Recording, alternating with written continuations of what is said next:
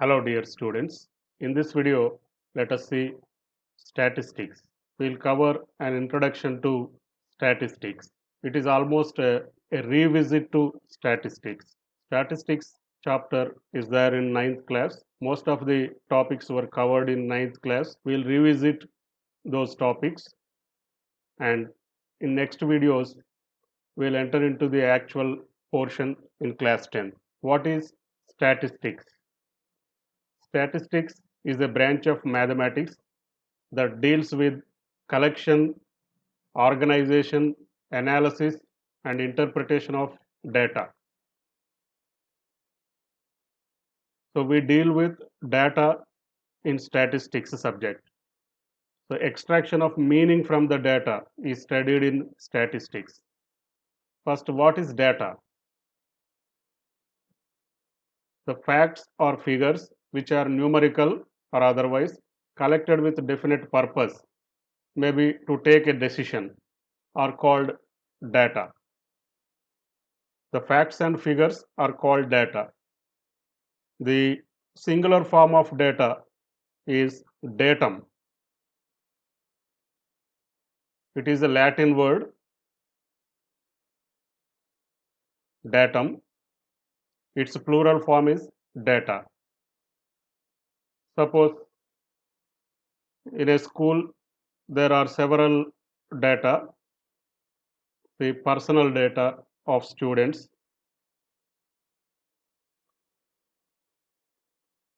marks obtained, fees collected, like this. This is one datum, this is one datum, and this is another datum. All these things are collectively called as data when data is used in plural form. Data is quantitative, it is not qualitative. How is this a statistics word is used? When it is used in singular form, it indicates the branch of mathematics. When it is used in plural form, it is nothing but data. Originally, this statistics word comes from status. This status word is used to indicate state. When we are taking some information of state,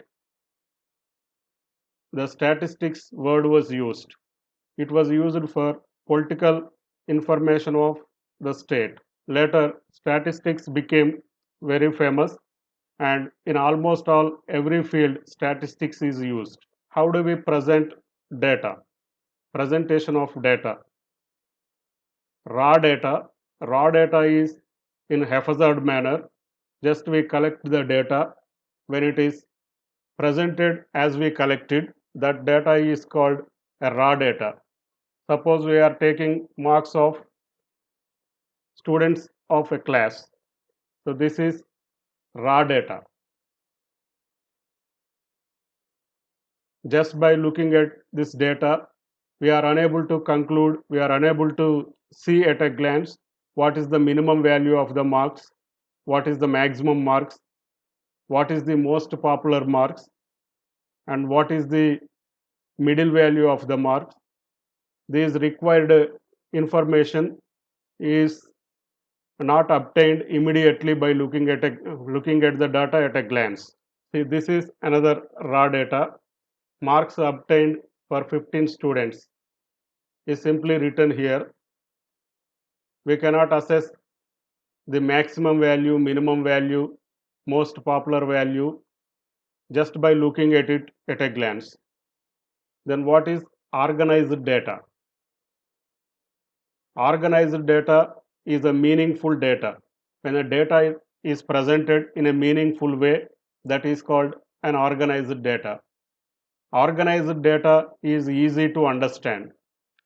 It shows the main features of the data at a glance. So what are the main features of a data? Minimum value, a minimum value of the observations, maximum value of the observations, middlemost value, most popular value, that means most occurring value. These are the main features of data. Now let us see what is the range. Range is the difference between maximum value and minimum value of the observations. The difference of maximum and minimum observations is called range of the data. Suppose in this data minimum value is 7.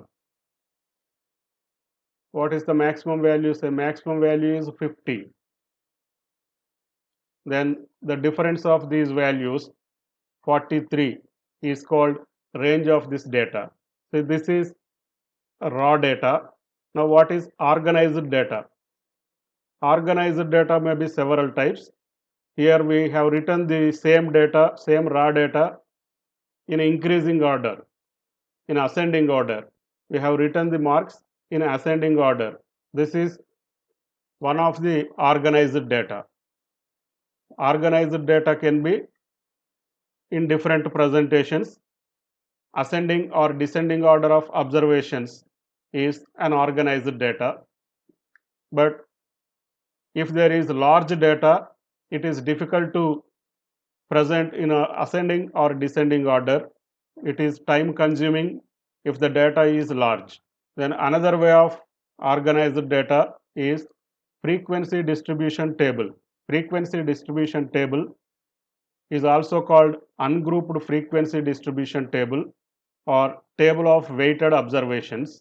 So here we have raw data, the marks obtained by 50 students in a test for a total marks of 10. It is a large data.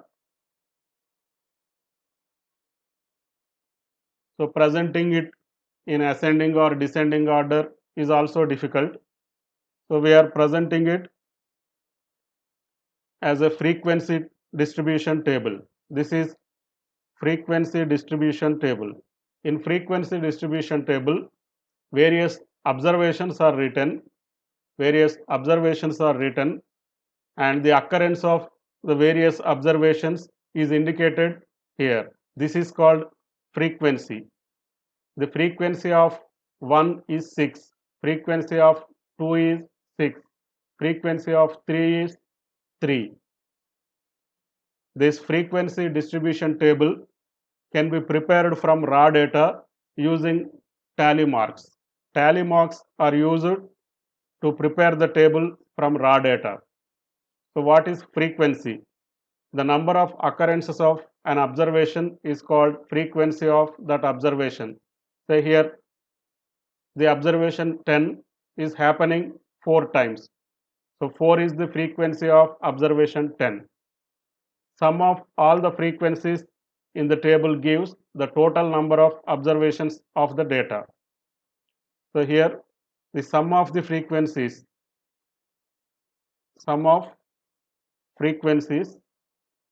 it is total number of observations.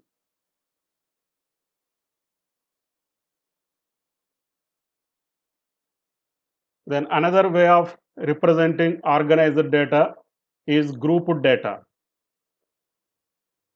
Grouped data is also called grouped frequency distribution data. We can use this grouped data for various reasons. That may be our requirement. As per the requirement, we may use grouped data. We may form groups as per the requirement.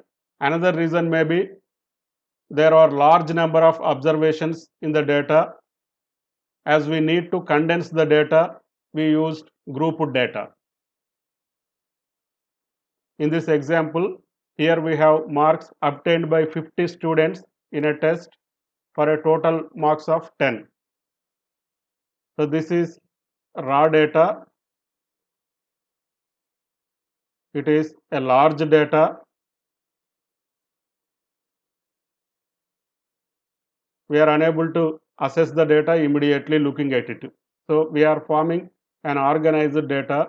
We have a definite purpose that we have to show this data in various groups. So here the groups are 1 to 3. This is they need some extra class. Those students need extra class. Students who got marks from 1 to 3 need extra class. Then another group is 4 to 5. They are average students. Another group 6 to 10. They obtained good marks. The category is well.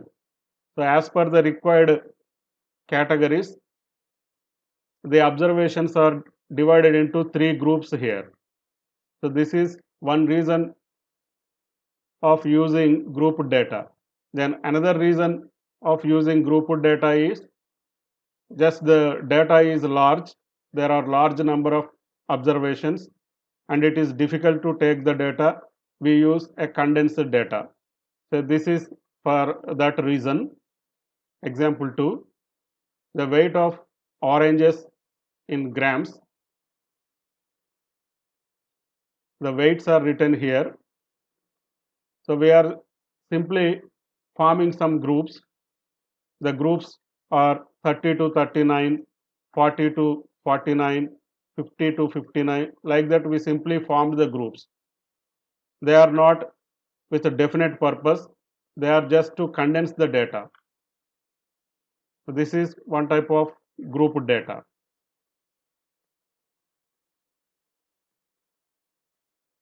These groups, the groups are called classes or class intervals. The 30 to 39, 40 to 49, 50 to 59. These groups are called classes or class intervals.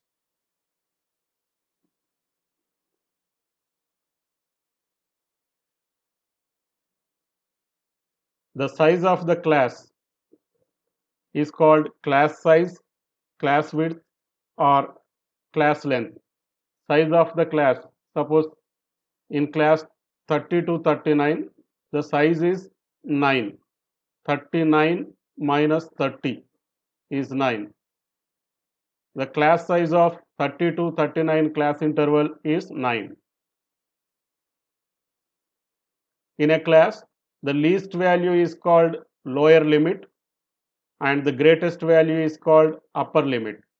In class 30 to 39, 30 is called lower limit and 39 is called upper limit.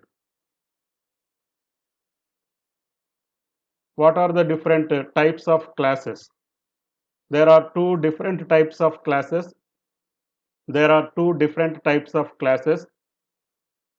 Inclusive classes and exclusive classes. Exclusive classes are also called overlapping classes. In inclusive classes, no number or value is repeated in class interval. In exclusive classes, the upper limit of a class is same as the lower limit of the next class. Previously, we have seen here the classes 30 to 39, 40 to 49, 30 to 39, 40 to 49, 50 to 59. So here no number or value is repeated in class interval. Here we have 30 to 39 and here 40 to 49. Any number is not repeated here. Suppose we write it as 30 to 40, 40 to 50 and 50 to 60 in this way. If we take the classes in this way, so here 40 is repeated in this class and also in this class. Similarly, 50 is repeated here in this class and also 50 is repeated in this class.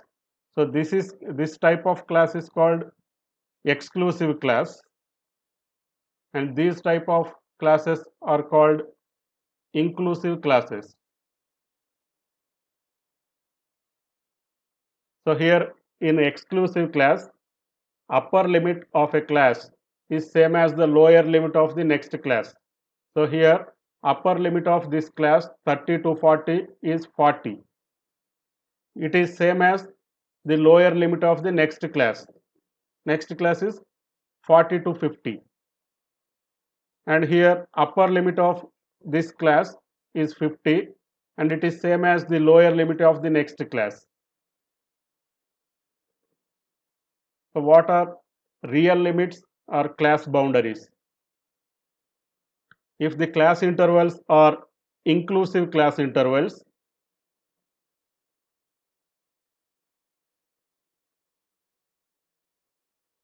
say here 20 to 29, 30 to 39, these are inclusive class intervals.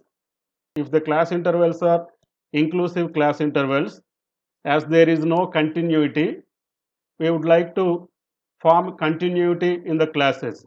To form the continuity, we use class boundaries. These class boundaries are also called real limits. For 20 to 29, 19.5 to 29.5 are the class boundaries. This is lower class boundary and this is upper class boundary. The average of upper limit of a class interval and the lower limit of next class interval becomes the upper boundary of that class interval. See, for this one, for this class interval, the upper limit of that class interval is 29 and the lower limit of next class interval, that is 30. The average of these two values, so this is 59 by 2. 59 by 2 is 29.5. So 29.5 is the upper boundary of this class. The upper boundary of this class is 29.5. Then this one, the 29.5 also becomes the lower boundary of next class. Here we can see the upper boundary of this class is same as the lower boundary of next class. Here the upper boundary of this class is same as the lower boundary of next class. Then after using class boundaries, the class intervals here are exclusive classes. That means overlapping classes. The boundaries of inclusive classes now become exclusive classes by using the boundaries. By taking the boundaries of inclusive classes are becoming exclusive classes. By convention, the observation equal to upper boundary is included in the next class interval. Suppose we have 19.5 to 29.5 as the exclusive class. This is lower boundary and this is upper boundary.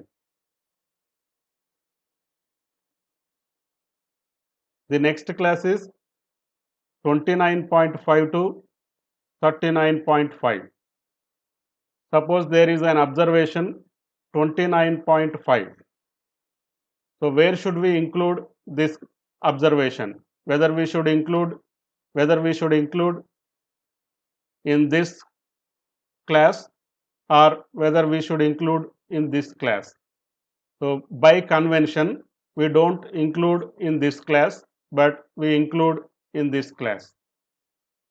So by convention, the observation equal to upper boundary is included in next class interval. In order to represent the total data with a single number, we use some central tendency measures. What are the measures of central tendency? The measures of central tendency are mean, This is also called arithmetic mean. Popularly, we use average in place of mean. The second measure of central tendency is median. Median is the middlemost value. Then third measure of central tendency is mode. Mode is the most frequent value. In ninth class, you have studied how to find mean, median, mode for ungrouped data.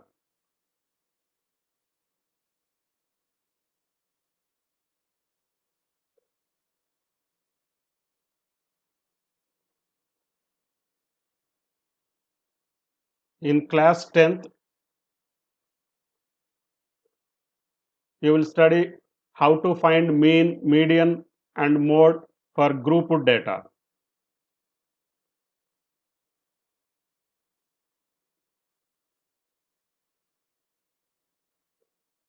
So what is mean, median, and mode?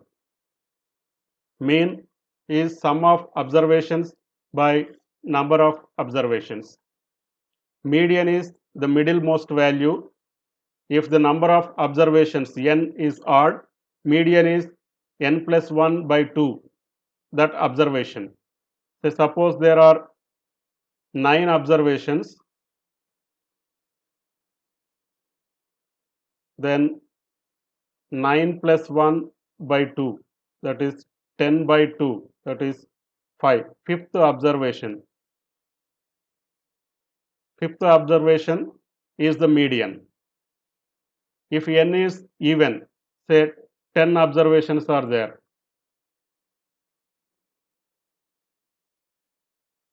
then the middle value is fifth or sixth, fifth and also sixth. So how do we obtain fifth?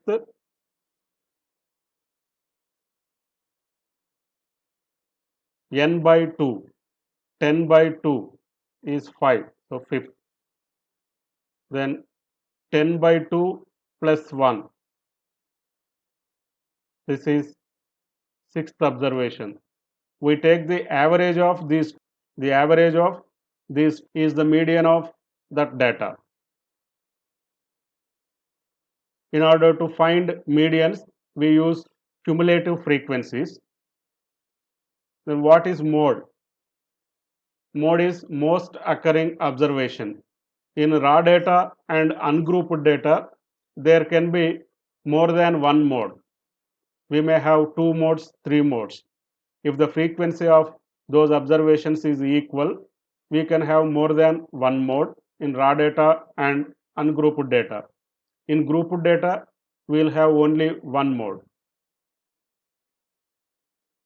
Then what are the various methods to find mean? These methods are used to find mean from ungrouped data and also from grouped data. The methods are direct method or simple method.